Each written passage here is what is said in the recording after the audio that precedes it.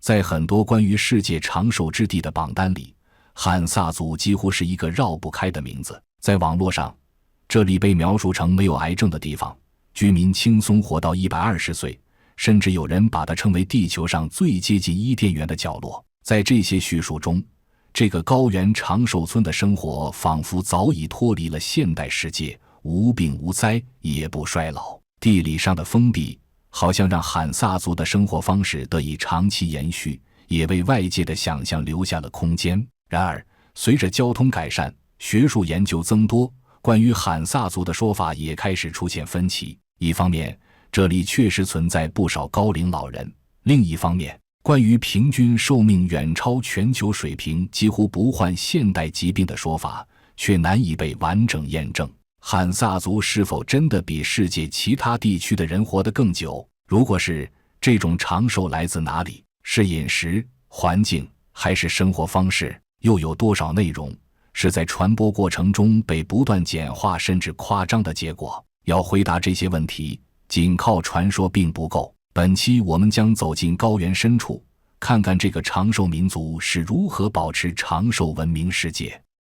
汉萨族主要生活在巴基斯坦北部的汉萨山谷，这一地区位于喜马拉雅山、喀喇昆仑山和兴都库什山的交汇处，是世界上山地地形最复杂的区域之一。高耸的雪峰、陡峭的峡谷和大量冰川，使这里在很长时间里难以通行。从地理位置上看，汉萨山谷处在南亚、中亚和中国西部的交界地带，向北穿过瓦罕走廊，便可进入中国新疆帕米尔高原。直线距离并不遥远，但高山和自然屏障使这一带长期保持相对独立。汉萨山谷呈狭长形态，全长约160公里，最宽处只有数公里。谷地两侧是海拔7-8千米的高峰，中间是由冰川融水切割出的河谷。居民的聚落多分布在河流两岸和较为平缓的山坡地带，依靠有限的可耕土地生活。这里的平均海拔在2000米以上，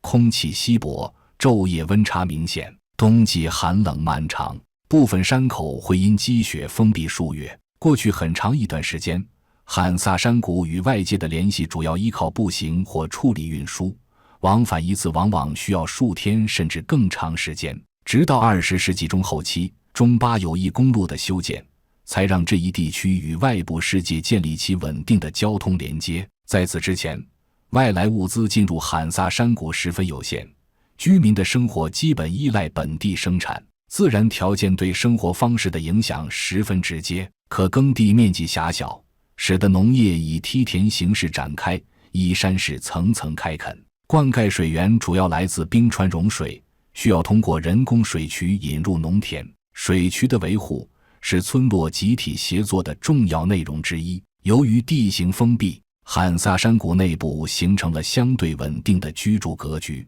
村庄规模不大，彼此之间距离有限，人员流动主要发生在谷地内部。长期的地理隔离使这里的生活节奏与外部世界存在明显差异。在这样的环境中，人们如何生活、如何饮食、如何应对季节变化，都会受到地理位置的直接影响。汉萨族的人口并不多，总数大约在几万人左右，他们分散居住在山谷里的多个村庄中，村庄规模普遍不大，房屋依山而建，彼此之间靠山路和水渠相连。很多时候，一个村庄里的居民彼此之间都有或远或近的亲缘关系。关于汉萨族的来源，并不存在一个绝对清晰的说法。现有资料显示，他们的族群构成较为复杂，既受到中亚民族的影响，也与南亚地区的族群有长期交流。一些研究认为，他们在外貌、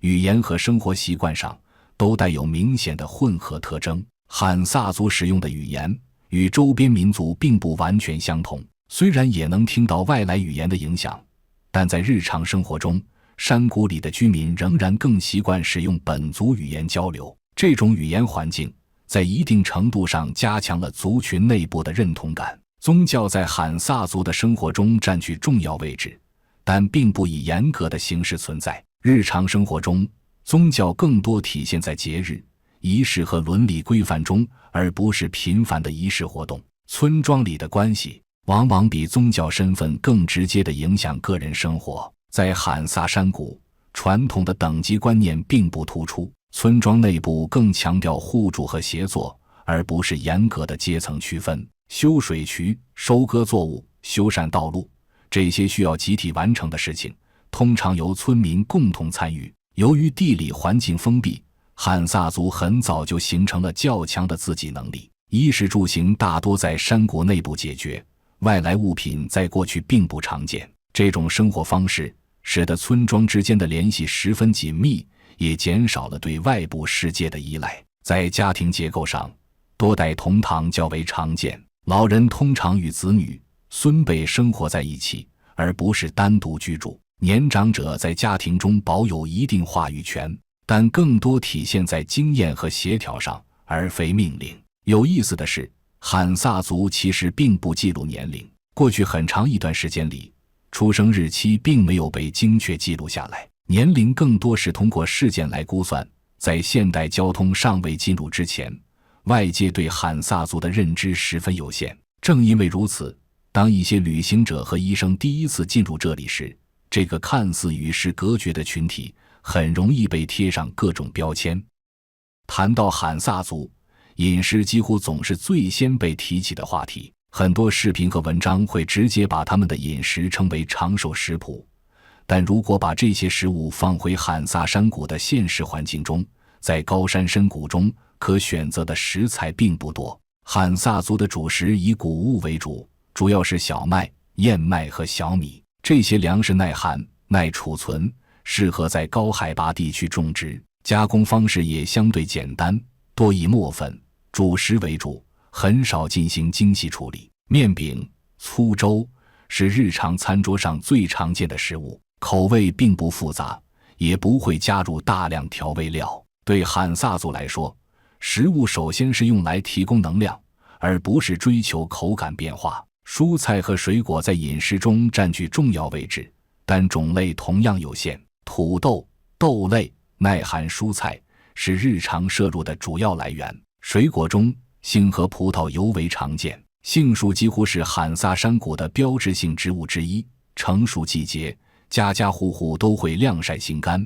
用于长期储存。这些果干是冬季重要的能量来源。在寒冷的季节，新鲜蔬果难以获得，干果就成为日常饮食的一部分。这种保存方式并不是出于健康理念，而是长期生活经验的结果。肉类在罕萨族饮食中所占比例并不高，牲畜数量有限，多用于劳作或节庆，日常很少大量食用肉类，更多时候只是作为补充。奶制品的摄入也相对克制，主要以简单加工的形式存在。水是他们饮食中不可忽视的一部分，饮用水多来自冰川融水，通过水渠引入村庄。这些水源未经复杂处理，直接用于日常生活。长期以来，人们对水质的认知更多来自经验。关于所谓的罕萨果酒或发酵饮品，确实存在，但并非日常大量饮用，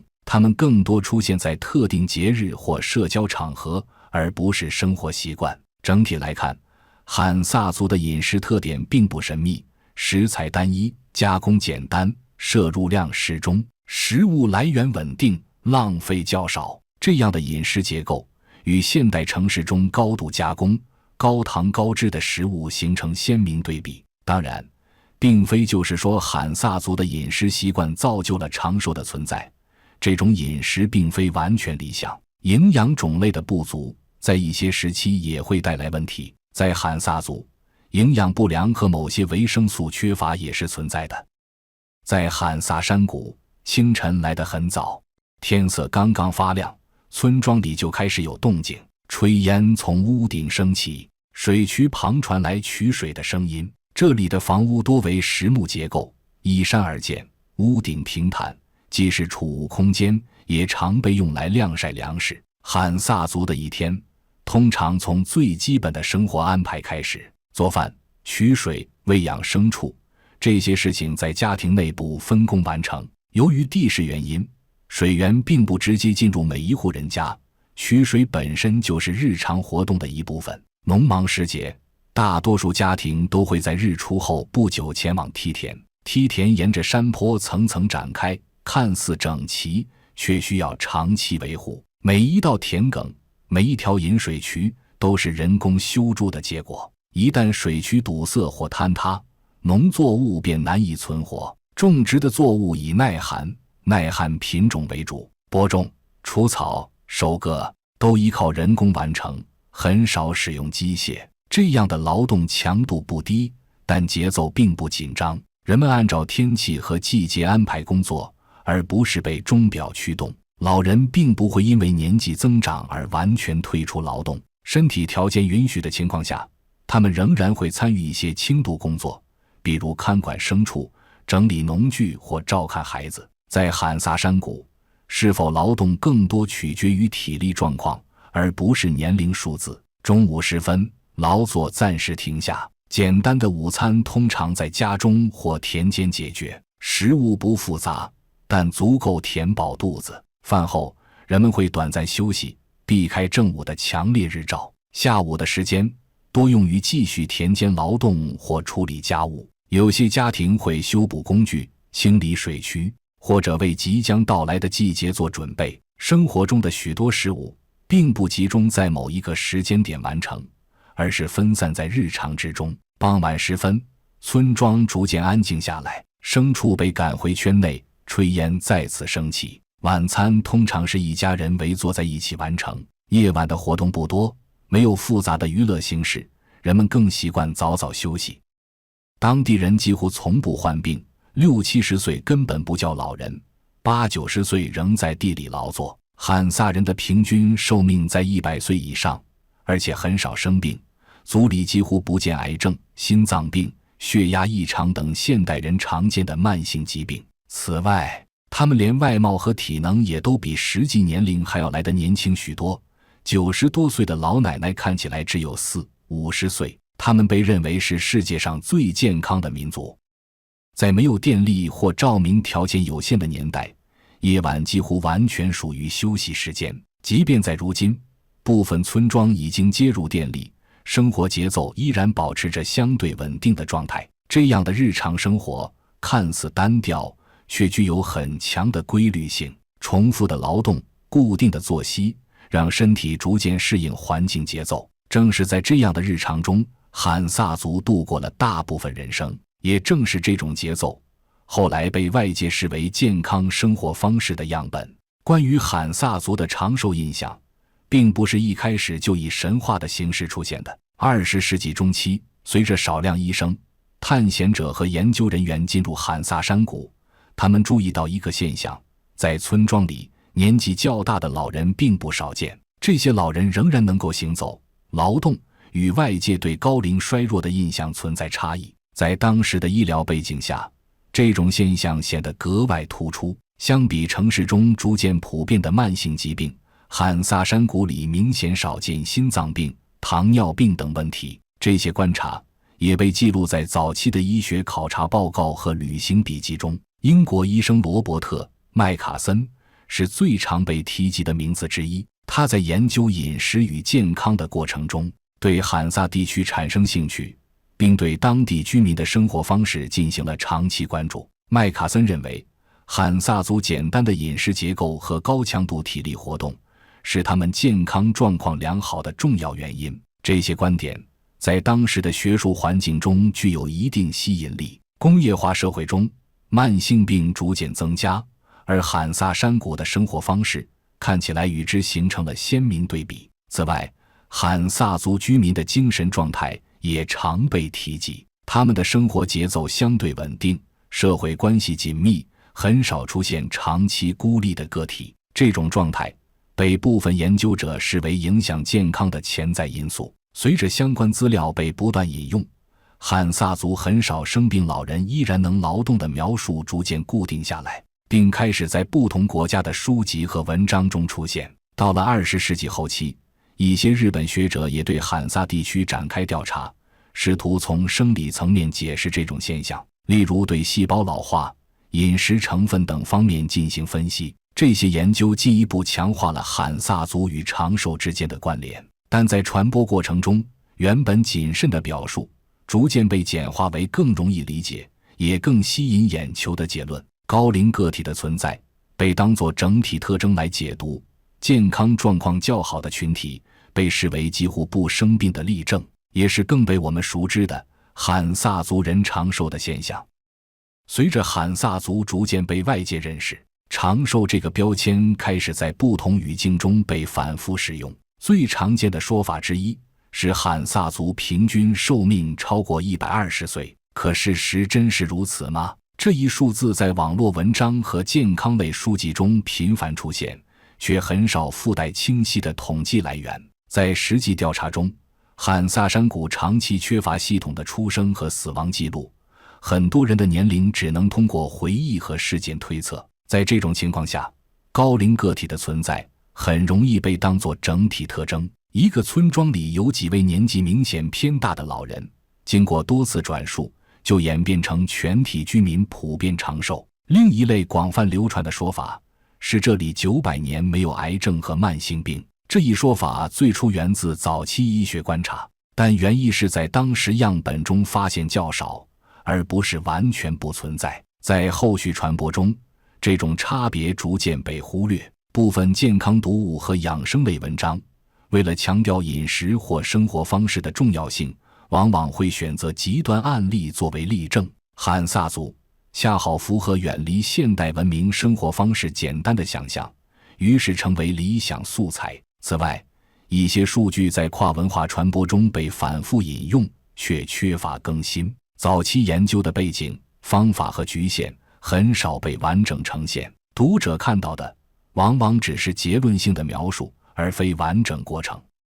当关于罕萨族的长寿说法被不断放大之后，也逐渐引起医学界和学术界的关注。一些研究者开始尝试从更系统的角度对这些结论进行核实。0世纪中后期，日本医疗团队曾多次进入罕萨山谷，对当地居民的健康状况进行调查。这些调查的目的并不是否定早期观察，而是希望通过更具体的体检和样本分析了解实际情况。调查结果显示，罕萨族并非完全不生病，感染性疾病、呼吸系统问题以及因营养结构单一导致的健康问题在当地都客观存在，只是由于生活方式不同，这些问题在表现形式上与城市人群有所差异。在癌症方面，研究人员并未发现完全不存在的证据，受限于医疗条件和诊断能力，部分病例在早期并未被明确识别，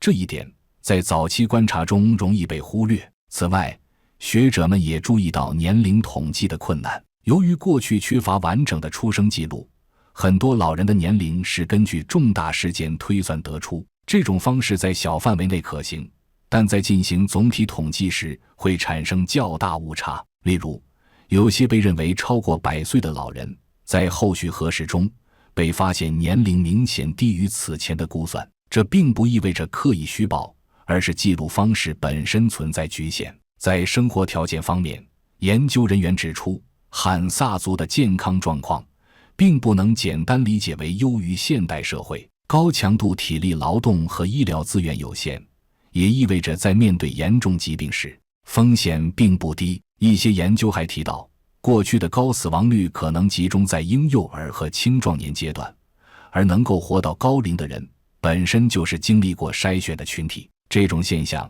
在统计上容易造成高龄比例偏高的印象。学术界逐渐形成共识，罕萨族确实存在一定数量的高龄个体，但这并不足以支撑极端的寿命说法。早期研究的观察具有价值，但需要放在特定历史条件和方法背景下理解。随着现代医疗逐步进入罕萨山谷，关于健康和寿命的状况也在发生变化。这些变化进一步说明罕萨族并非脱离现实规律的特殊群体。罕萨族之所以长期被视为长寿民族，除了他们活得够久，还因为他们的生活方式与现代城市形成了强烈对比。我们或许可以从中学习，以平常心的观念看待这个民族。汉萨族人的生活方式给我们提供了一个宝贵的启示，首先是身体活动。汉萨山谷的生活本身就离不开劳动，耕作、取水、修渠、行走在山路之间，这些活动贯穿一生。运动不是刻意安排的行为，而是日常生活的一部分。对身体而言，这种持续而不过度的活动更容易长期维持。其次是饮食结构，汉萨族的饮食简单、稳定，加工程度低，热量摄入并不高，食物来源相对单一，但长期保持一致。这种饮食方式并不意味着营养完全均衡，却减少了暴饮暴食和高度加工食品带来的负担。生活节奏也是重要因素之一，山谷中的生活很少被时间表驱动，人们按照季节、天气和体力状况安排事物，而不是被持续的外部刺激推动。这种节奏降低了长期压力对身体的影响。社会关系同样不可忽视，汉萨族的村落规模不大，人与人之间联系紧密，老人通常不会被单独隔离，而是继续参与家庭生活。这种结构并不能避免疾病，却能在一定程度上减少孤立带来的问题。这些因素并不是汉萨族独有，他们在世界上其他长寿地区同样以不同形式存在。保持健康的生活习惯，远离压力，食用新鲜的食物，这些都可能是延长寿命的关键因素。长视频制作不易，欢迎点赞、关注、收藏，我们下个视频更精彩。